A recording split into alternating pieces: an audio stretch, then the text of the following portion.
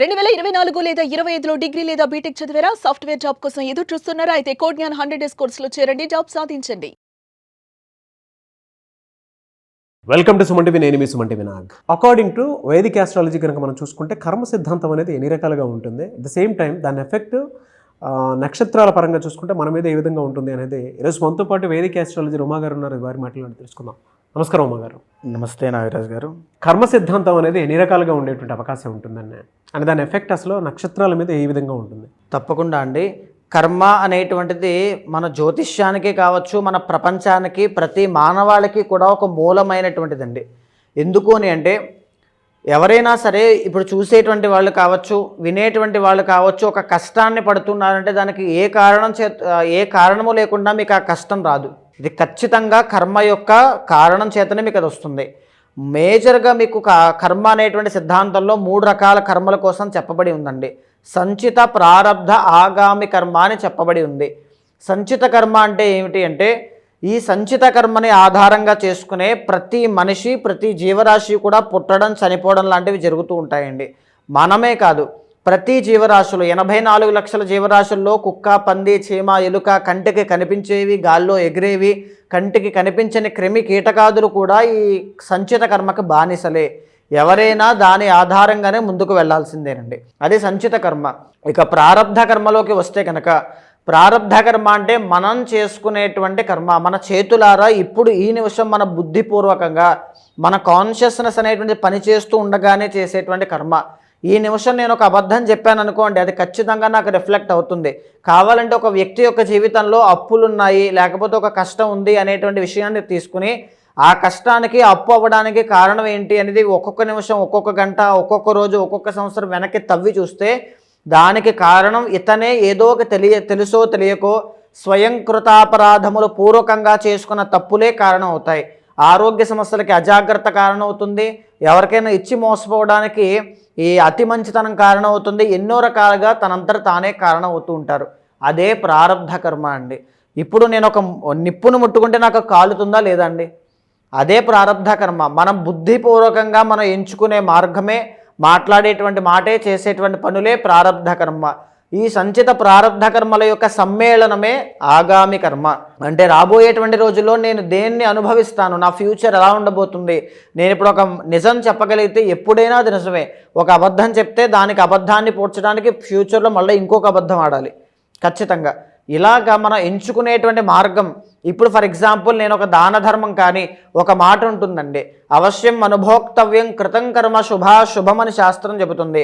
మంచైనా చెడైనా, అది పుణ్యమైనా పాపమైనా, కోటి లక్షల యుగ కల్పములైనా సరే అది చెక్కు చెదరకుండా అలాగే ఉంటుంది మనం అనుభవించేంత వరకు. అదే మనం ప్రాయశ్చిత్తపూర్వకంగా వేడుకొనగలిగితే, శరణు చెప్పగలిగితే, దాన ధర్మాలు చేసి మనం తగ్గించుకోగలిగితే ఎంతటి పాపమైనా నివృత్తి అవుతుంది అని శాస్త్రం చెబుతోంది. మరి ఏ విధంగా దాన్ని నివృత్తి చేసుకోగలుగుతామండి? ఉదాహరణకి సంచిత కర్మ వల్ల ఇప్పుడు నాకు ఈ జీవితం వచ్చింది కాబట్టి ఇప్పటి నుంచి నేను సరిగ్గా ఉంటే నాకు ఏ పాపము రాదు, నా జీవితం చాలా బాగుంటుంది అని చాలామంది అనుకుంటారు. కాదండి, సంచిత కర్మ చాలా ఉంటుంది. మన ఈ జీవితానికి ఏదైతే మనం అనుభవించాల్సింది ఉందో అది మాత్రమే మనం అనుభవిస్తున్నాం. ఇంకా క్రెడిట్లో చాలా ఉంది, అది ఫ్యూచర్లో రావచ్చు. అష్టమ శని రూపంలో, అర్ధాష్టమ శని రూపంలో, కాలసర్పదోష రూపంలో, కుజదోష రూపంలో, కలత్ర దోష రూపంలో, సంతాన దోష రూపంలో, ఆరోగ్య దోష రూపంలో అన్నీ రావచ్చు. దాన్ని తగ్గించుకునే మార్గం ఏంటి, ఏ విధంగా మనం తగ్గించుకోవాలి అని చెప్పడానికే జ్యోతిష్యము అంటే ఆస్ట్రాలజీ అనేటువంటిది ఒక మూలమైనటువంటి బ్రహ్మాస్త్రంగా ఉంది. ఉదాహరణకి మనకు ఉన్నటువంటి గ్రహాల్లో శనిని కర్మకారకుడిగా మనం చెప్తామండి. స్థానముల్లో, భావాల్లో అష్టమము అష్టమ శని అని, 4 అర్ధాష్టమ శని అని, 12, 1, 2 ఏలినాటి శని అని, 10 కంటక శని అని, కెరీర్లో ఇబ్బందులు, ఆరోగ్య సమస్యలు, ఫైనాన్షియల్ ప్రాబ్లమ్స్, ఈ విధంగా ఇన్ని రకాలుగా మన జీవితాన్ని ప్రిడిక్ట్ చేస్తూ ఇన్ని విధాలుగా మన కర్మని ఈ విధంగా అనుభవించబోతున్నారు. దీని నుంచి నివారణ కావాలి అంటే ఈ గ్రహం యొక్క అధిదైవానికి పూజలు చేస్తూ ఆ గ్రహానికి మనం సరెండర్ అవ్వడం వల్ల, ఆ దైవానికి మనం సరెండర్ అవ్వడం వల్ల, ఫలానా పెసలు, ఫలానా నువ్వులు, ఫలానా శనగలు దానంగా చేయడం వల్ల, లేకపోతే అన్నదానం చేయడం, గోసేవ చేయడం, ఇలాంటి కార్యక్రమాలు మనతో చేయించడం వల్ల మనకున్నటువంటి కర్మని తగ్గించడమే జ్యోతిష్యం యొక్క మూలమైనటువంటి స్వరూపము, మూలమైనటువంటి కారణం అండి. అలాగా ప్రతి నక్షత్రానికి, ప్రతి రాశికి, ప్రతి లగ్నానికి కూడా కర్మ అనేటువంటిది ఖచ్చితంగా మూలమైనటువంటిది ఉంది. సో దాన్ని మనం ఏ విధంగా ఎవరెవరు ఎలాంటి జాగ్రత్తలు ఆచరించాలో ప్రతి నక్షత్రంలో మనం మాట్లాడుకుంటూ ఉన్నాం. ఆ భాగంలోనే ప్రతి నక్షత్రానికి మనం జాగ్రత్తలు చెప్పుకుంటూ ఉన్నామండి. మీరు చెప్పిన దాని ప్రకారం అయితే ఈ మూడిట్లో కనుక మనం చూసుకుంటే కర్మ సిద్ధాంత ప్రకారం ఎస్పెషల్లీ విమెన్కి ఉత్తరాభాద్ర నక్షత్రం వారికి ఆగస్ట్ నుంచి డిసెంబర్ వరకు ఏ విధంగా ఉంటుందండి? తప్పకుండా అండి. ఉత్తరాభాద్ర నక్షత్రము అనేటువంటిది మీనరాశిలో సంచారం చేసేటువంటి నక్షత్రం నాగరాజు గారు. ప్రధానంగా ఉత్తరాభాద్ర నక్షత్రానికి అధిపతి శని భగవానుడు అండి. అంటే జనరల్లీ వీళ్ళు ఎవరి సహాయ సహకారములు అవసరం లేకుండానే పైకి ఎదగగలిగేటువంటి శక్తి సామర్థ్యాలు ఉన్నటువంటి వాళ్ళు. మీనరాశి అంటే ద ఒరిజినల్ 12th హౌస్ అండి. అంటే ఎంత సంపాదించినా, అంటే దీంట్లో జనరల్లీ ఎవరుంటారు అని అంటే గొప్ప గొప్ప వేదాంతం చెప్పేటువంటి వాళ్ళు, తర్వాత చిన్న స్థాయి నుంచి పెద్ద స్థాయికి ఎదిగినటువంటి సక్సెస్ఫుల్ పర్సన్స్, ఎంటర్ప్రీనర్స్, తర్వాత చెప్పాలి అంటే ఫిల్మ్ యాక్టర్స్, సిద్ధులు, యోగులు, మహర్షులు, మంత్రవేత్తలు, శాస్త్రవేత్తలు, తత్వవేత్తలు అందరూ కూడా దీంట్లో ఉంటారండి. చాలా బాగుంటారనమాట. అయితే కానీ ఏంటంటే వీళ్ళ జీవితంలో వీళ్ళ లైఫ్కి సంబంధించిన ఏది సంపాదించుకోలేకపోతారు. అది ఉంటుంది బికాజ్ ఆఫ్ మీనరాశి కాబట్టి. వీళ్ళేంటి స్పిరిచువల్ గెయిన్స్ అనేటువంటివి మాత్రం చాలా బాగుంటాయి. అవుట్ ఆఫ్ ది బాక్స్ ఆలోచించడం అన్నీ ఉంటాయి. సో వీళ్ళకి జనరల్లీ తల్లికి సంబంధించినటువంటి ఇబ్బందులు ఎక్కువ ఉంటాయండి. అంటే మాతృమూర్తి అయినటువంటి వాళ్ళ తల్లితో ఇబ్బందులు ఎక్కువగా రావడం, శత్రుత్వం ఎక్కువగా ఉండడం, ఇలాంటివి ఎక్కువగా ఫేస్ చేస్తారు నాగరాజు గారు. ప్రధానంగా చెప్పాలంటే ద ఒరిజినల్ 12th లార్డ్ వీళ్ళకి శని అవ్వడం వల్ల సంబంధం లేనటువంటి గొడవలో ఇరుక్కుంటూ ఉంటారు. అంటే లీగల్గా, అంటే అతి మంచితనం వల్ల మోసపోయే అవకాశాలు చాలా ఎక్కువ ఉంటాయండి వీళ్ళకి ఏముండదు, వాళ్ళు ఉన్నటువంటి చోటన ఉంటే వాళ్ళకి సరిపోతుంది. కానీ అనవసరమైన విషయాల్లో తలదూర్చడం వల్ల మోసపోయే సందర్భాలు చాలా ఎక్కువ ఉంటాయి, అతి మంచితనం ఎక్కువ అవ్వడం వల్ల. The original 6th lord Ravi అవ్వడం వల్ల ఈగో, అహంకారానికి ఎప్పుడైతే వీళ్ళు తప్పు ఒక రాంగ్ డైరెక్షన్లోకి వెళ్తారో అక్కడి నుంచి వీళ్ళ లైఫ్లో చాలా ఇబ్బందులు ఉంటాయి. అందరూ అని నేను చెప్పనండి.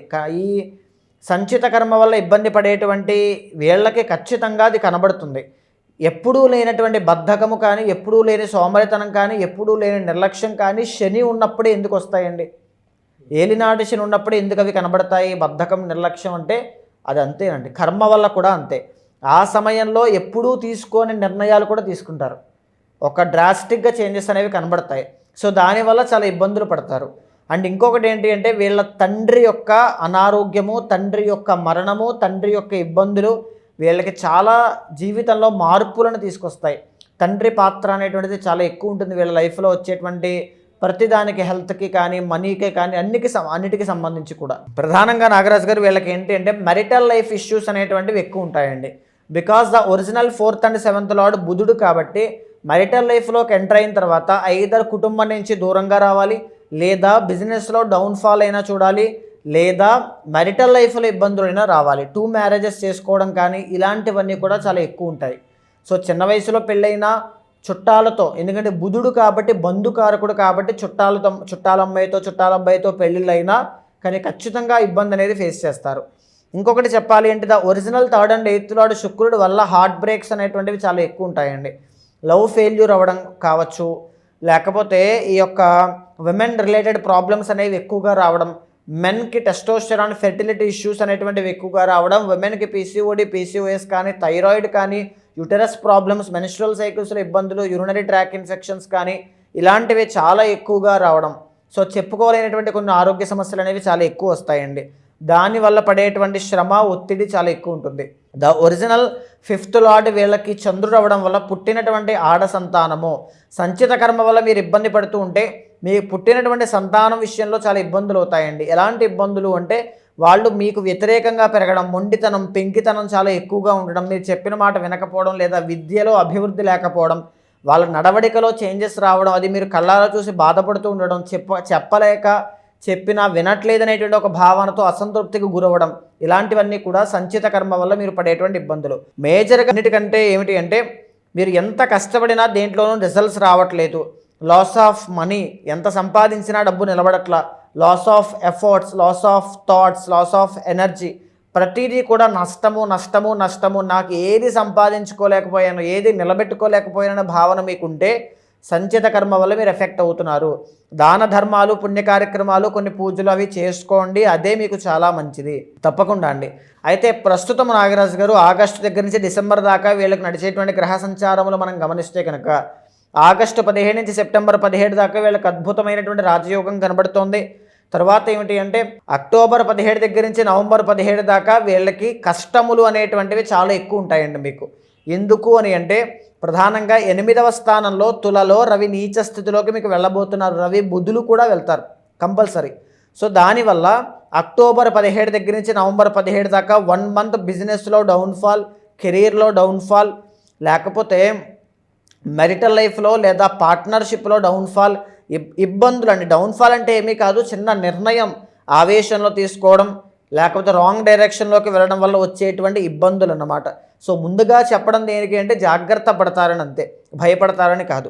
అయితే ఇంకొకటి ఏంటి అంటే రవి బాలేకపోవడం వల్ల ఆ 1 మంత్లో అకాల భోజనం చేయడం వల్ల వచ్చేటువంటి అనారోగ్య సమస్యల విషయంలో జాగ్రత్త పడాలి, చాలా కేర్ఫుల్గా తీసుకోవాలి జాగ్రత్తలన్నీ కూడా. 2026 ఎంటర్ అవ్వడమే మీకు రాజయోగం, అది మీకు చాలా బాగుంటుంది. అది మనం వేరే సందర్భంలో మాట్లాడుకుందాము. సో ప్రధానంగా ఈ ఉత్తరాభాద్ర నక్షత్రం 4 పాదాల వాళ్ళు కూడా పుట్టినటువంటి సమయం ఆధారంగా ఉండేటువంటి పర్సనల్ చార్ట్లో ఉన్న దోషాలు క్లియర్ చేసుకోండి. దాన ధర్మాలు ఎక్కువగా చేయండి. గురుబలం పెరగడానికి గోసేవ ఎక్కువగా చేయండి. అక్టోబర్ తర్వాత మీకు గురుబలం పెరగబోతోంది, దానివల్ల మీకు మంచి రాజయోగం పట్టబోతోంది. ఎలాంటి రాజయోగము అని అంటే ప్రధానంగా సంతానం లేని వాళ్ళకి సంతానం కలగడం ఒకటి, ఆర్థికంగా ఎదగడం ఒకటి, తరువాత ఏమిటి అంటే మంచి పేరు ప్రఖ్యాతులు, ఒక్కసారిగా మీ పేరు ప్రచారం అవ్వడం, గొప్పదైనటువంటి కీర్తి ప్రతిష్టలు సంపాదించడం, పెద్దరికం రావడం, అన్నీ కూడా చాలా బాగుంటాయి. నేను ఇందాక చెప్పిన 1 మంత్ అక్టోబర్ 17 దగ్గర నుంచి నవంబర్ 17 దాకా అయితే కేర్ఫుల్గా ఉండాలి. మిగతా అన్నీ బాగున్నాయి. ఆ రవి బలం కూడా మీకు రెక్టిఫై అవ్వడానికి ఆదిత్య హృదయం చదవండి, గోధుమలు దానంగా చేయండి, గోధుమలు దానం చేయండి. తర్వాత గోసేవ ఇందాక నేను చెప్పాను, ఎక్కువగా చేస్తూ ఉండండి, చాలా బాగుంటుంది.